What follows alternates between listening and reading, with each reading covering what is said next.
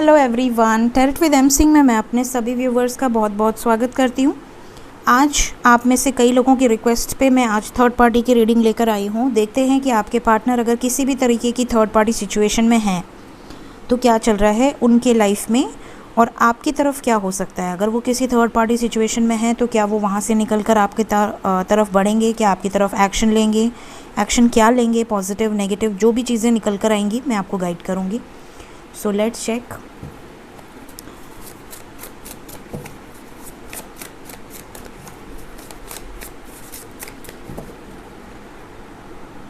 Please guide करें angels. मेरे viewers के पार्टनर अगर किसी भी तरह की थर्ड पार्टी सिचुएशन में हैं, किसी भी थर्ड पार्टी सिचुएशन का मैनिपुलेशन है या थर्ड पार्टी में हैं, क्या चल रहा है करंट सिचुएशन, प्लीज़ गाइड करें एंजल्स। टाइमलेस रीडिंग होती है गाइज़, मेरी सभी जो भी रीडिंग्स मैं बनाती हूँ वो टाइमलेस होती है। जब भी जिसके सामने आएगी उसकी प्रेजेंट सिचुएशन से रेजोनेट करेगी। प्लीज़ गाइड करें एंजल्स। मेरे व्यूवर्स के पार्टनर्स अगर थर्ड पार्टी सिचुएशन में हैं तो क्या चल रहा है उनके लाइफ में इस वक्त, क्या खुश हैं, दुखी हैं, क्या सिचुएशंस हैं, क्या सोच रहे हैं।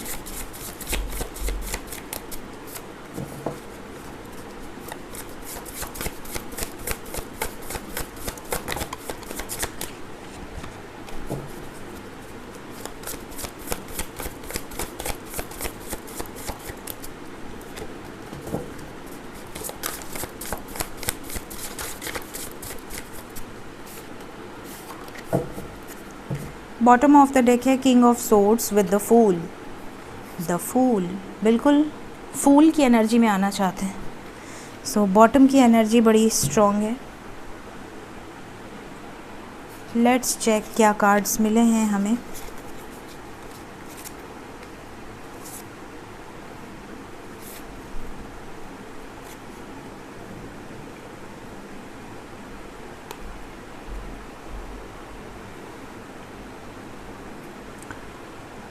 देखिए, सबसे पहले तो मैं बता दूं कि साइन क्या है आपके पार्टनर के, क्या साइन हो सकते हैं। यहाँ पे कैंसर, पाइसेस, स्कॉर्पियो की एनर्जी बहुत स्ट्रॉन्ग है। सबसे ज़्यादा स्ट्रॉन्ग कैंसर, पाइसेस, स्कॉर्पियो है। उसके बाद हमारे पास है कैप्रिकॉर्न, वर्गो, टॉरस और उसके बाद है एक्वेरियस, लिब्रा, जेमिनी। ठीक है, ये चीज़ें यहाँ पर नज़र आ रही हैं। मेजर साइन में यहाँ पे टॉरस है, वर्गो है, पाइसेस है।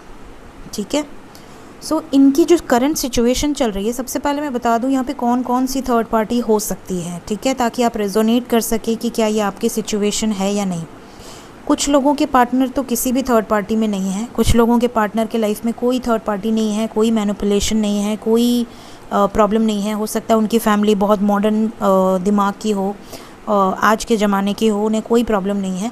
बट यहाँ पर ये नज़र आ रहा है कि उनके खुद के कुछ मसले हैं, या तो करियर को लेकर, या तो अपनी ग्रोथ को लेकर, या तो उनके खुद के दिमाग में कुछ कन्फ्यूजन है, जिसकी वजह से प्यार तो है, सब कुछ है, लेकिन फिर भी कमिटमेंट से पीछे हट रहे हैं या कमिटमेंट अभी नहीं देना चाह रहे हैं।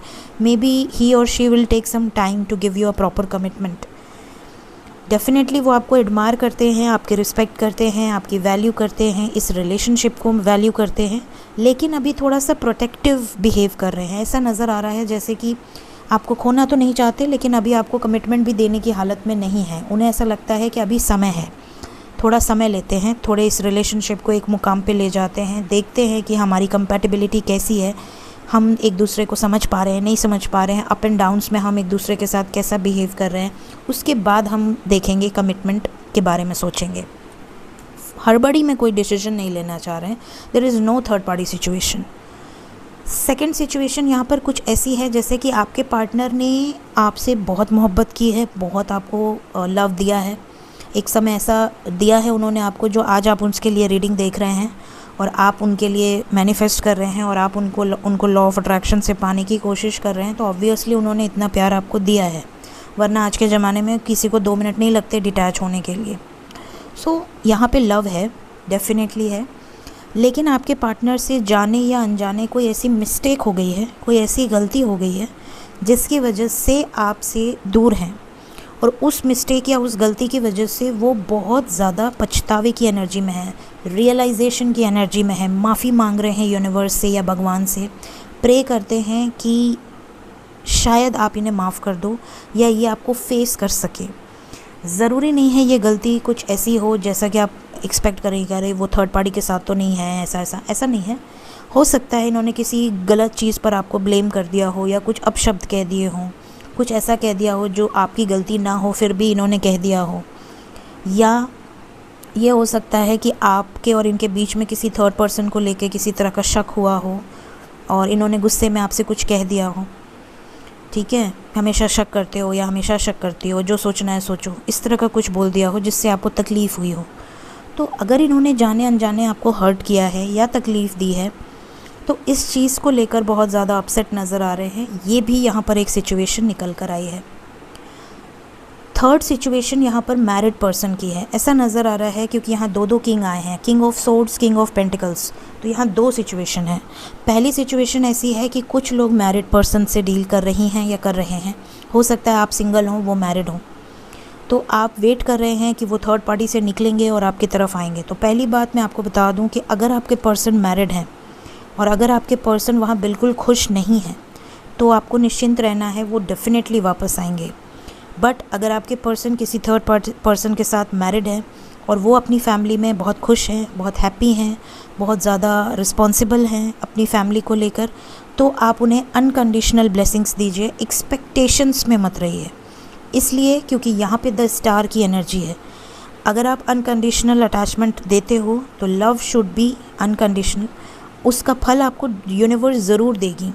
लेकिन अगर वो डिज़र्व होगा तो, अगर वो आपकी डेस्टिनी में होंगे तो, अगर वो अपने लाइफ में खुश हैं तो यूनिवर्स कभी नहीं कहेगी कि आप अपने लाइफ में मैनिफेस्ट करें कि वो उसके घर में आग लग जाए, उसका घर तबाह हो जाए, उसका घर बर्बाद हो जाए, राइट।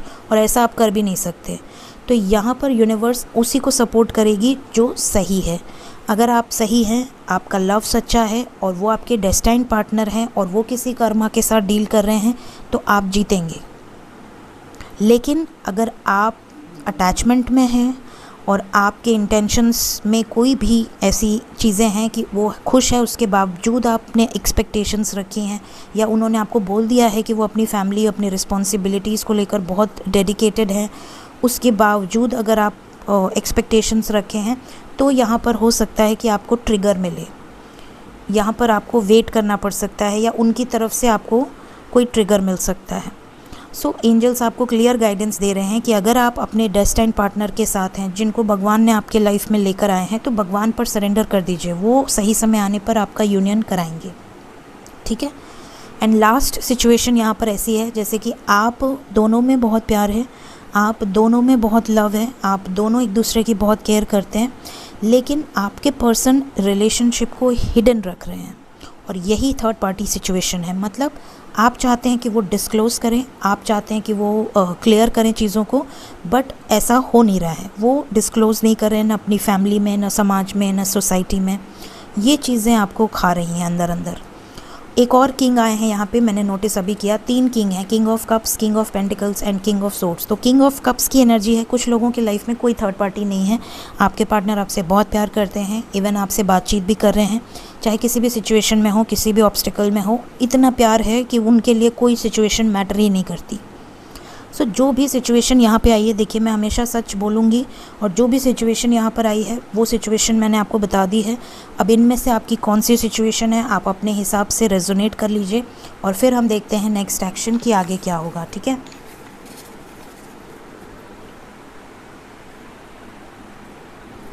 प्लीज़ गाइड करें angels.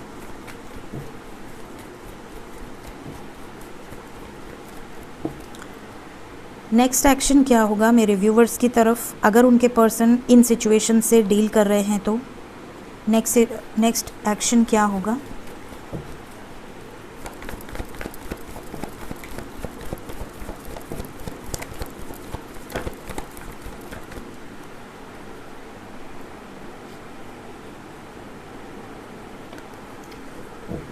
Bottom of the deck है number 1, prosperity begins, and we have trumpet success. Double 1 की एनर्जी है, शुरुआत भी नंबर 1 से हुई है, destiny. then we have sacrifice, then we have 4 of wands, then we have 7 of cups and 7 of wands. Okay, मैं आपको कुछ एंजल नंबर बता देती हूँ. अगर आप अपने डेस्टाइन पार्टनर से डील कर रही हैं या कर रहे हैं और आप बहुत हाई स्टेज पे हैं, बहुत हाई वाइब्रेशन में हैं और आपका पार्टनर भी आपसे बहुत प्यार करता है, बहुत अप्रिशिएट करता है और इस रिलेशनशिप को बहुत वैल्यू करता है या करती है, तो आपके लिए आपको कुछ एंजल नंबर्स दिख रहे होंगे. दैट इज़ 777, 711, 1111, ठीक है, या 111 न्यू बिगनिंग की एनर्जी है, या 144. अगर ये नंबर आपको बहुत ज़्यादा नज़र आ रहे हैं तो आप समझ सकते हैं कि आपके लाइफ में कुछ मेजर अच्छे चेंजेस हो सकते हैं आने वाले समय में. यहाँ पर क्लियरली निकल कर आया है कि अगर आपके पार्टनर आपसे ट्रू लव करते हैं, आपके लिए स्टैंड लेंगे, डेफिनेटली लेंगे, आने वाले समय में आपको सक्सेस दिलाएंगे, इस रिलेशनशिप को सक्सेस दिलाएंगे. जो भी इनके लाइफ में कार्मिक्स हैं, व्हील ऑफ फॉर्चून, उसको सेक्रीफाइस करेंगे.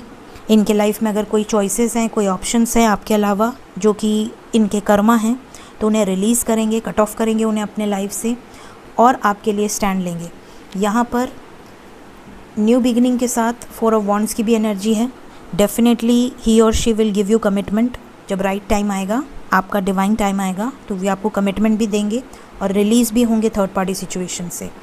तो यहाँ पर अगर आप अपने लाइफ में किसी ऐसे पर्सन के साथ डील कर रहे हैं जिसके साथ आपका डेस्टिनी है, जिसके साथ आपका लिखित है कि इनके साथ आपको आगे बढ़ना है, तो वो कहीं भी रहें, किसी भी सिचुएशन में रहें, किसी और के साथ मैरिड रहें, किसी और के साथ उनकी सिचुएशन रहे, उनकी फैमिली अगेंस्ट हो, कोई भी सिचुएशन हो, ब्रह्मा भी नहीं रोक सकते अगर डेस्टिनी में है तो, क्योंकि वही लिखित है. और अगर ऐसा है कि वो किसी और के साथ डेस्टिनी में है और आप वेट कर रहे हैं, तो उस सिचुएशन में आपको ट्रिगर मिल सकता है. ठीक है, सो डिपेंड करता है कि आप दोनों के रिलेशनशिप में कितनी इंटेंसिटी है और एक दूसरे के लिए कितना लव है और एक दूसरे के लिए कितनी रिस्पेक्ट है. इसके बेसिस पे ही आप जज कर सकते हैं कि आने वाले समय में आपके साथ क्या रिज़ल्ट आपको मिलने वाले हैं. मोस्ट प्रोबेबली कलेक्टिवली ज़्यादातर लोगों के लाइफ में जो भी थर्ड पार्टी सिचुएशन में है आपके पार्टनर, आपकी जीत होगी, क्योंकि यहाँ 2 सक्सेस की एनर्जी आई है, न्यू बिगनिंग की एनर्जी आई है, और सिर्फ न्यू बिगनिंग की एनर्जी नहीं आई है, यहाँ स्टैंड योर ग्राउंड आया है. या आपके लिए, इस रिलेशनशिप के लिए स्टैंड लेंगे, और सिर्फ स्टैंड नहीं लेंगे, कमिटमेंट भी देंगे, और जो भी इनके कर्माज हैं उसे सेक्रीफाइस करेंगे. सो ये नेक्स्ट एक्शन निकल कर आया है. होप आप में से ज़्यादातर लोगों को क्लैरिटी मिली हो, गाइडेंस मिली हो. So this is the reading today. Thank you so much. Take care of yourself. Bye bye.